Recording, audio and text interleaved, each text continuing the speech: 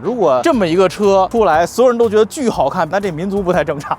在很多人的词典里，没见过的、奇怪的就是丑的。所以在这个时代，我觉得还能有这种开创性的整个的车身设计，能让人这么容易记住和画出来的不容易。就现在我们很多人愿意玩这样的老车，去收藏它们。将来我们的孩子也会收藏Mega，我觉得。这车的高度最高的地儿其实有1.85米，在这儿。我一朋友就是买了这个车，把它开到一个1.8米的地库里头，结果第一天那个消防水嘴就把车顶天窗给干碎了。理想 Mega 到底是一辆什么样的车？最近说它像什么的都有。今天咱们就借来一辆 Mega， 我录一录理想 Mega 在我心中和在我身边的潜客心中，它是一辆什么样的车。我今天请来了老徐啊，我的好朋友，他是身边这辆丰田埃尔法的车主，中国第一批埃尔法车主是吧？对。啊，这个车已经跑了30多万公里了，而且他每天开这车带俩娃，所以他是这车的标准潜客。他也是我朋友圈里最期待这车的人啊！3天2头问我什么时候拍 Mega， 叫我过来。今天借来了 Mega 啊，把老徐叫来，带着他一起看看这辆车，咱们一起聊聊 Mega 到底是一辆怎么样的车。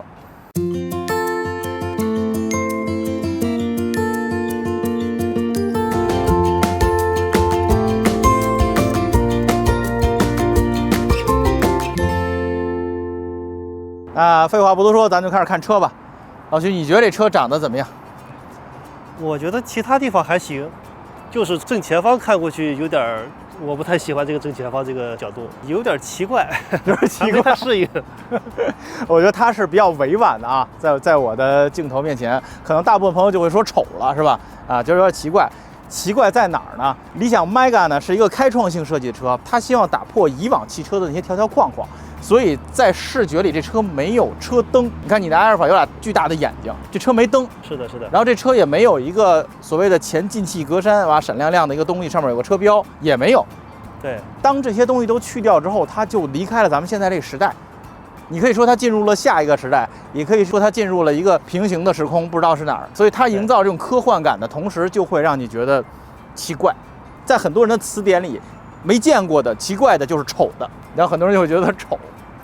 说实话是有点儿，但是其实我还是很喜欢这设计，因为我喜欢有开创性的设计、先锋的东西。我喜欢那些老雪铁龙啊，喜欢那些有设计魄力的东西。那么这车其实算是一个很大胆，它大胆到在一个量产车上可以把车灯从视觉上抹去，但实际上它留着。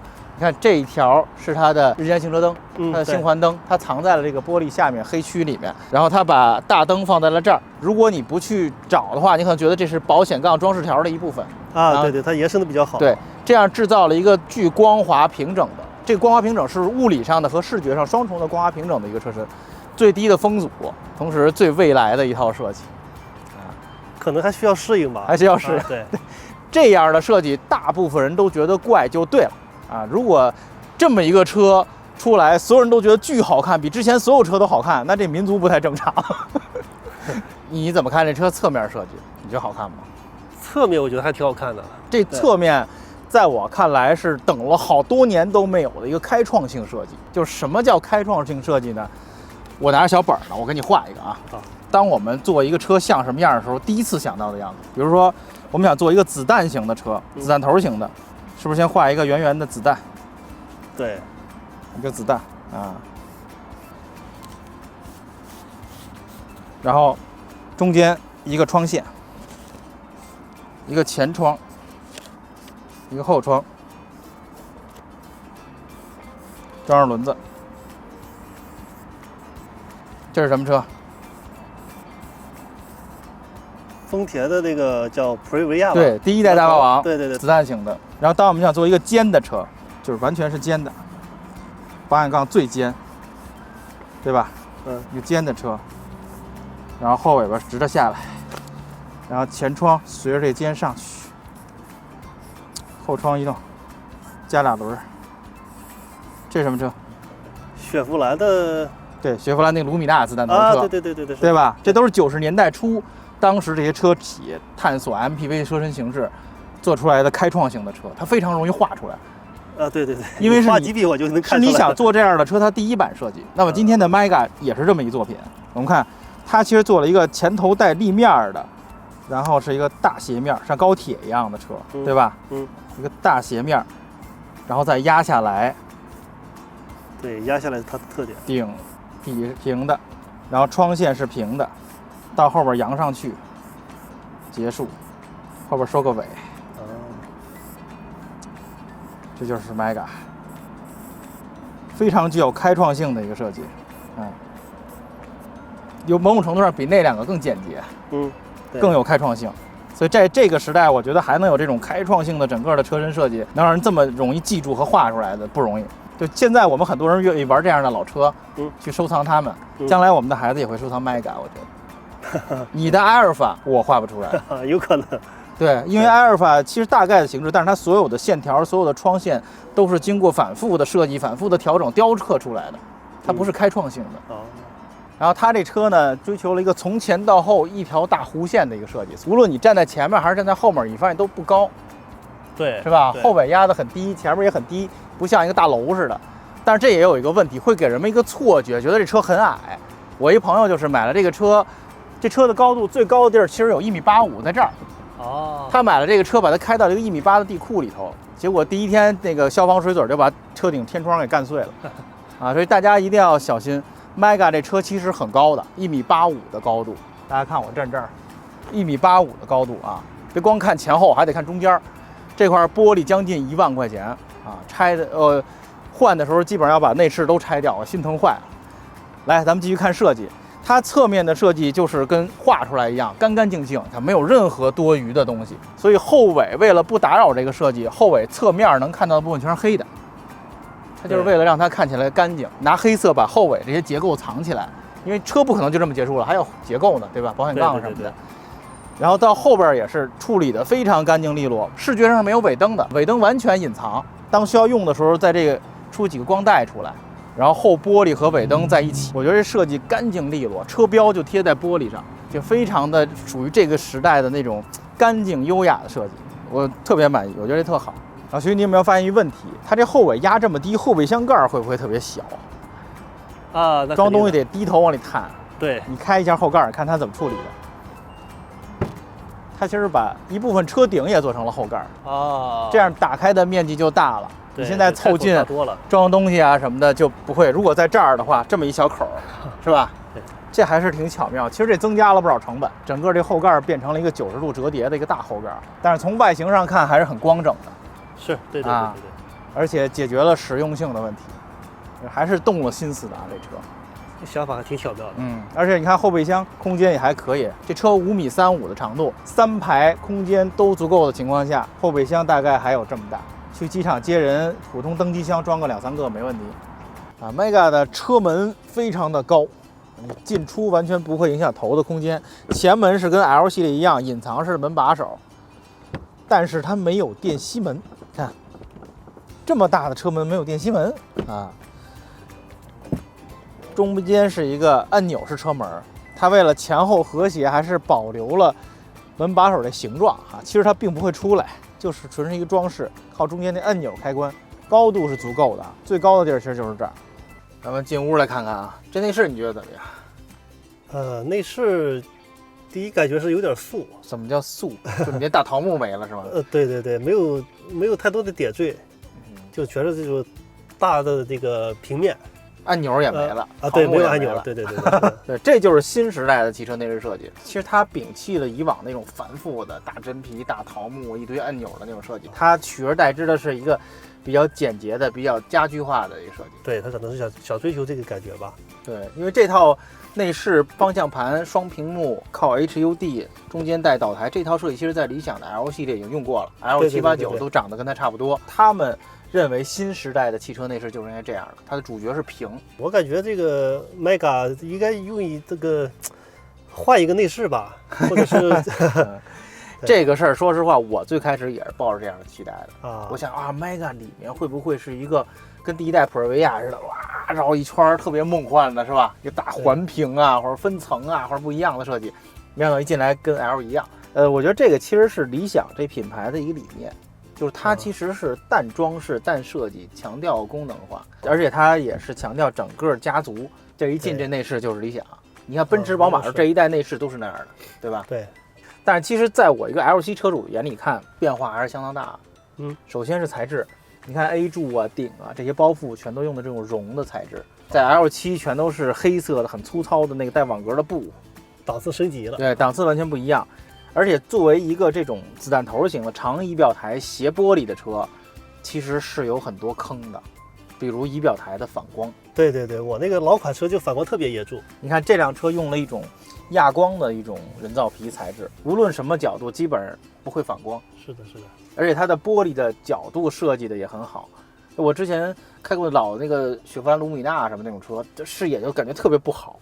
因为它玻璃角度设计没有那么合理，而且这块玻璃的质量要绝对的平整，因为我们在观测的时候看到的是玻璃的一个斜面，如果玻璃不平整，有斜纹、有那种水纹的话，会加剧放大这个问题。平时如果我们开捷达那种车，立着的玻璃，这玻璃不是很平整，也就只有拐弯时候能看出来，正常往外看是看不出来的。但如果玻璃这么斜的话，它但凡有波纹就很明显，所以对整个车设计的角度、仪表台的材质、玻璃的工艺都有很高的要求，才能达到咱们现在看这么光整的一个明白了，前方视野。而且在 Mega 身上我见到了不一样的配色，之前 L7 这全是黑的，所有镀铬都是银的。你看它用了咖啡色的皮，咖啡色的这种亚光镀铬，这就看起来很优雅。对，你能感觉到虽然东西没换啊，只换了个颜色，但是那种品味、那种档次感还是有差别的。然后座椅的皮革也有提升，中间部分纳帕皮的部分比 L 系列的要硬、要厚实很多。门板你看做了3层，就上面一层，中间有一层置物，下面还有一层。对对，咱们现在去后边看看，我相信那才是你更关心的地方。走，哎，咱们到后排体验一下。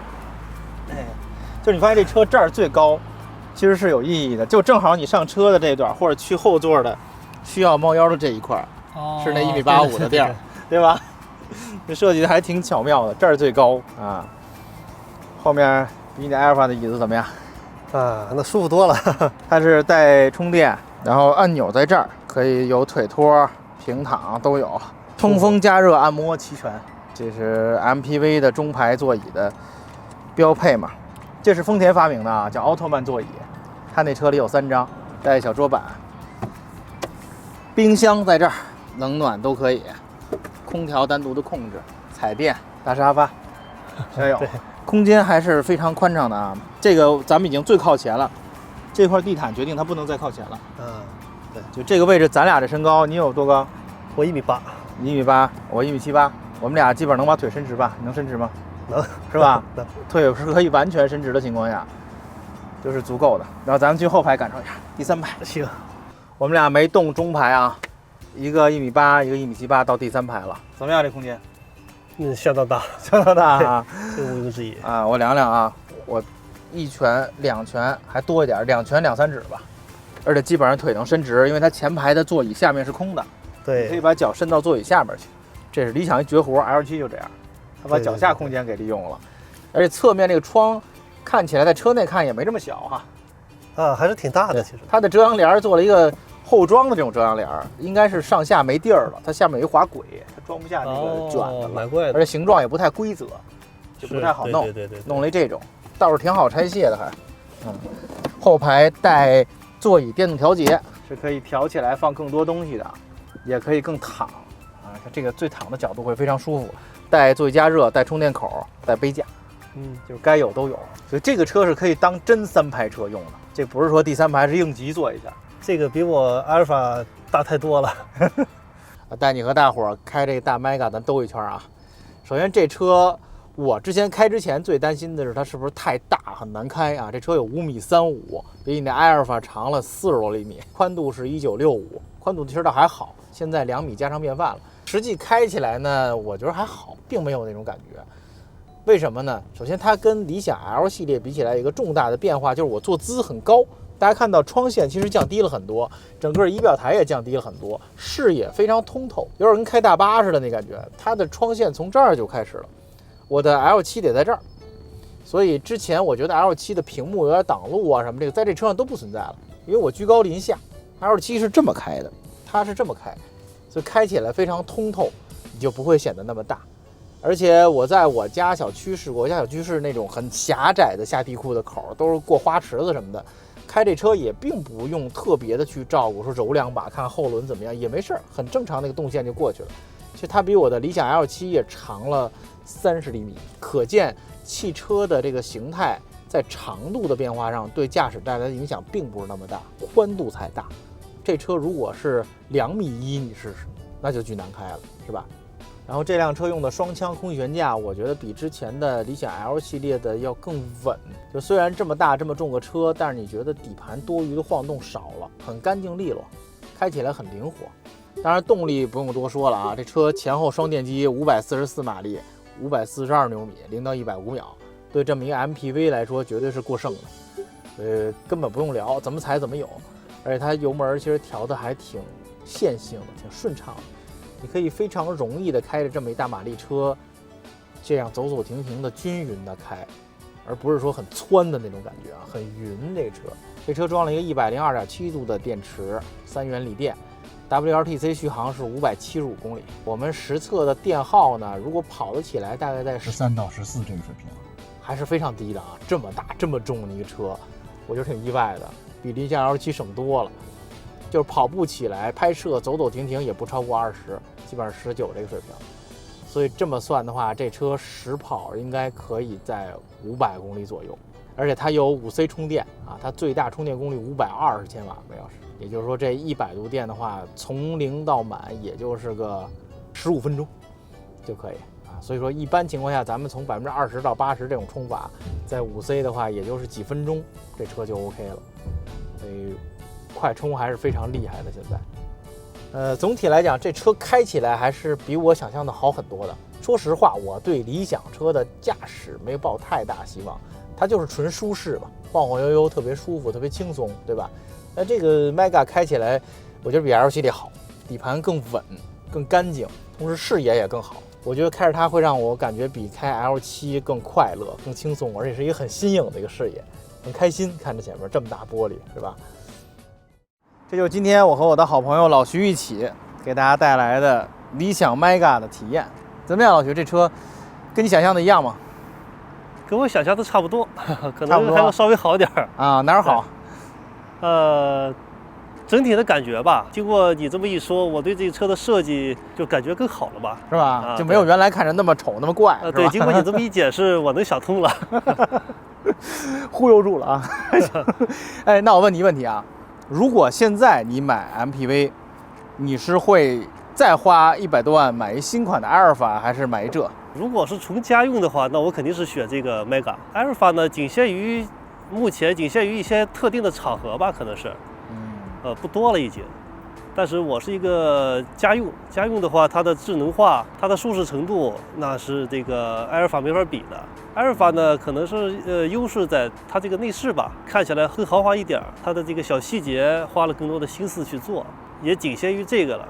对于孩子来说，他是更喜欢这个理想的，是吧？这我们家得到了印证啊！我儿子说，理想 L7不能卖，除非你再给我买一辆新款理想。